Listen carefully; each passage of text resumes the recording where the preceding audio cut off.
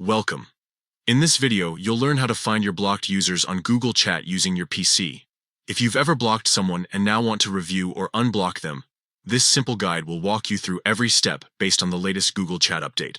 First, open your web browser and go to google.com. Make sure you're signed in with the Google account you use for chat. Once you're on the home page, look toward the top right corner of your screen. You'll see your profile photo, and just beside it, there's an icon made up of 9 small dots. This is Google's app menu.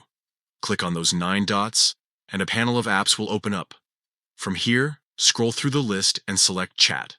This will open Google Chat in your browser, where all your messages and conversations are organized. Once you're in Google Chat, move to the top right corner again and find the gear icon.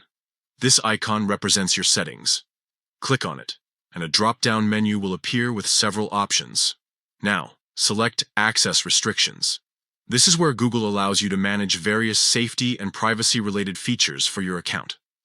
Inside the Access Restrictions section, look for the option that says Manage Blocked Users. Click on it, and a new page will load showing a complete list of all the users you've blocked on Google Chat.